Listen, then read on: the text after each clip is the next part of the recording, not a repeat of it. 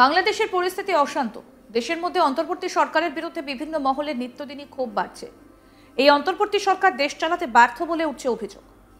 এরই মাঝে প্রকাশ্যে এলো বড় খবর, দেশের মধ্যে দিন দিন মশা বাড়ছে, আর তাই মশা মারতে নামানো হচ্ছে সেনাবাহিনীকে। তাতেই উঠছে প্রশ্ন, বাংলাদেশের পরিস্থিতিটা একবার ভাবুন। মশা মারার জন্য কিনা শেষমেশ সেনা নামাচ্ছে ইউনূস সরকার। বুঝুন বাংলাদেশের অবস্থা কোথায় গিয়ে দাঁড়িয়েছে। কথায় আছে না, কাজ নেই তো খই ভাজ। বাংলাদেশেরও ঠিক সেই অবস্থা।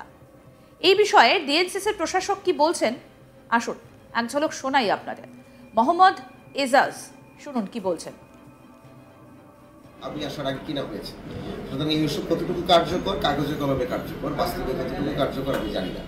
তারপরেও মশার ওষুধগুলো যখন ছিটানো হয় মানুষ খুশি হন এবং কিছুটা মশার লাঘব হয়, কিন্তু এটার মনিটরিং এর খুব অভাব আছে আমরা লক্ষ্য করেছি। যাদেরকে দিয়ে আমরা আউটসোর্সিং করিয়েছি সেটার উপর আমার ভরসা নাই, যে কারণে আমরা আর্মিকে, আমরা বিশেষ করে সেনা কল্যাণ অথবা বিএফটিএফকে আমরা এবার দায়িত্ব দিচ্ছি। এই মাস থেকে দায়িত্ব দেওয়া হবে। তারা এই পুরো মশক বাহিনীকে মনিটর করবেন, সুপারভাইজ করবেন, so that minimum level of accountability ensure করা হবে এবং একটা অর্গানাইজ ফোর্স দিয়ে এটাকে মেনটেন করা হবে। মৃত্যু নিবন্ধন থেকে শুরু করে আরও যে ইস্যুসগুলো আছে সেগুলো মানুষ কত দ্রুত সময়ের সাথে করতে পারে, এবং সেটা করতে গিয়ে আমাদের যে ন্যাশনাল যে রেজিস্ট্রেশন ডিপার্টমেন্ট আছে, বিশেষ করে যে ভোটার আইডি কার্ডের যে সাথে সংযুক্ত করে আমরা কত দ্রুত এটা আমরা দিতে পারি, সেটা আমরা একটা ওয়ার্ক আউট করছি। অলরেডি একটা কাজ আমরা করে ফেলেছি, আপনারা জানেন যে ঘরে বসে আপনি ট্রেড লাইসেন্স করতে পারবেন। সুতরাং সেটা কিন্তু আমরা করে দিয়েছি, মানে ডিজিটাইজ করে দিয়েছি। এখন ট্রেড লাইসেন্স নবায়নের একটি ঝামেলা আছে, সেটা আমরা চেষ্টা করছি সমাধান করার জন্য। বাড়ির এবং প্রতিষ্ঠানের যে ট্যাক্স, সেটাও যে সেলফ অ্যাসেসমেন্ট করা যায় কিনা, এবং সেটা ঘরে বসে করতে পারলে তারও মানে প্রবলেমটা কমে গেল, আমাদেরও হিউম্যান ইন্টারাকশন কমলো, রেভিনিউ অনেক বাড়লো। এগুলো দিয়ে আমরা সিরিয়াসলি কাজ করছি। আশা করি খুব দ্রুত কোরবানির আগে আমাদের সমাধান। বাংলাদেশের ঢাকা উত্তর সিটি কর্পোরেশনকে মশামুক্ত করতে ইউনূস প্রশাসন এবার দায়িত্ব দিচ্ছে সেনাবাহিনীকে। আগাম প্রস্তুতি হিসেবে সরকারি ও বেসরকারি প্রতিটি হাসপাতালে রাখা হবে আলাদা ডেঙ্গু ইউনিট। সিটি কর্পোরেশনের প্রত্যেকটা ওয়ার্ডে ডেঙ্গু শনাক্তের পরীক্ষা করা যাবে কিনা বিনা খরচে মঙ্গলবার সাংবাদিক সম্মেলন করে এসব তথ্য জানান ঢাকা উত্তর সিটি কর্পোরেশন। সামনেই বর্ষা, আর বর্ষাকালে ডেঙ্গুর প্রকোপ বৃদ্ধি পেতে পারে, সেই আশঙ্কায় নড়ে চড়ে বসেছে সরকার। প্রশাসক অভিযোগ করছেন, মশক নিধনের দায়িত্ব পেয়ে বেসরকারি প্রতিষ্ঠান দুর্নীতি করেছে।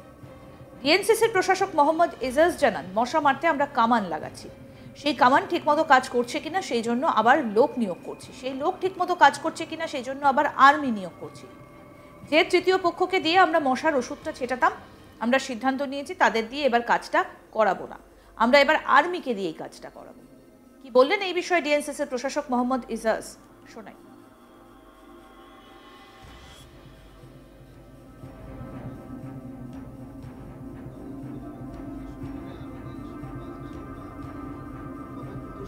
আমি আসার আগে কিনা হয়েছে, সুতরাং এই ওষুধ কতটুকু কার্যকর, কাগজে কলমে কার্যকর, বাস্তবে কতটুকু কার্যকর আমি জানি না। তারপরেও মশার ওষুধগুলো যখন ছিটানো হয় মানুষ খুশি হন এবং কিছুটা মশার লাঘব হয়, কিন্তু এটার মনিটরিং এর খুব অভাব আছে আমরা লক্ষ্য করেছি। যাদেরকে দিয়ে আমরা আউটসোর্সিং করিয়েছি সেটার উপর আমার ভরসা নাই, যে কারণে আমরা আর্মিকে, আমরা বিশেষ করে সেনা কল্যাণ অথবা বিএফটিএফকে আমরা এবার দায়িত্ব দিচ্ছি। এই মাস থেকে দায়িত্ব দেওয়া হবে। তারা এই পুরো মশক বাহিনীকে মনিটর করবেন, সুপারভাইজ করবেন, so that minimum level of accountability ensure করা হবে এবং একটা অর্গানাইজ ফোর্স দিয়ে এটাকে মেনটেন করা হবে। মৃত্যু নিবন্ধন থেকে শুরু করে আরও যে ইস্যুসগুলো আছে সেগুলো মানুষ কত দ্রুত সময়ের সাথে করতে পারে, এবং সেটা করতে গিয়ে আমাদের যে ন্যাশনাল যে রেজিস্ট্রেশন ডিপার্টমেন্ট আছে, বিশেষ করে যে ভোটার আইডি কার্ডের যে সাথে সংযুক্ত করে আমরা কত দ্রুত এটা আমরা দিতে পারি, সেটা আমরা একটা ওয়ার্ক আউট করছি। অলরেডি একটা কাজ আমরা করে ফেলেছি, আপনারা জানেন যে ঘরে বসে আপনি ট্রেড লাইসেন্স করতে পারবেন। সুতরাং সেটা কিন্তু আমরা করে দিয়েছি, মানে ডিজিটাইজ করে দিয়েছি। এখন ট্রেড লাইসেন্স নবায়নের একটি ঝামেলা আছে, সেটা আমরা চেষ্টা করছি সমাধান করার জন্য। বাড়ির এবং প্রতিষ্ঠানের যে ট্যাক্স, সেটাও যে সেলফ অ্যাসেসমেন্ট করা যায় কিনা, এবং সেটা ঘরে বসে করতে পারলে তারও মানে প্রবলেমটা কমে গেল, আমাদেরও হিউম্যান ইন্টারাকশন কমলো, রেভিনিউ অনেক বাড়লো। এগুলো দিয়ে আমরা সিরিয়াসলি কাজ করছি। আশা করি খুব দ্রুত কোরবানির আগে আমাদের সমাধান। হাসিনা সরকারের পতনের পর বাংলাদেশের পরিস্থিতি রীতিমতো উত্তপ্ত। সেখানে থাকা সংখ্যালঘু হিন্দু থেকে শুরু করে আওয়ামী লীগের সদস্যরা দিনের পর দিন আক্রান্ত হচ্ছে। এর পেছনে রয়েছে বাংলাদেশের নানা সন্ত্রাসবাদী সংগঠন ও মৌলবাদ, যা ধীরে ধীরে মাথাচাড়া দিয়ে উঠেছে। আর এদের প্রশ্রয় দিচ্ছে খোদ সেখানকার অন্তর্বর্তীকালীন সরকারের প্রধান মোহাম্মদ ইউনূস। দেশে লাগাতার আন্দোলন লেগেই রয়েছে। এই পরিস্থিতিতে 6 দফা দাবিতে কুমিল্লায় ঢাকা চট্টগ্রাম মহাসড়কে টানা 3 ঘন্টা অবরোধ করলেন পলিটেকনিক ইনস্টিটিউটের পড়ুয়ারা। এতে রাস্তার উভয় পাশে প্রায় 20 কিলোমিটার সড়ক জুড়ে যানজটের সৃষ্টি হয়।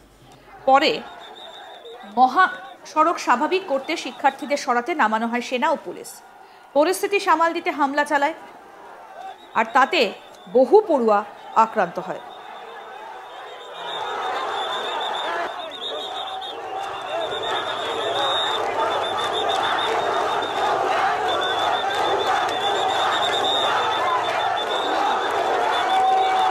অবরোধ আর যানজটের কারণে সড়কে চলাচলকারী মানুষ দুর্ভোগে পড়েন। পরে আইন শৃঙ্খলা বাহিনীর উপস্থিতি শিক্ষার্থীদের সরাতে চেষ্টা করেও ব্যর্থ হয়। প্রায় 3 ঘন্টা পর পরিস্থিতি স্বাভাবিক হয়।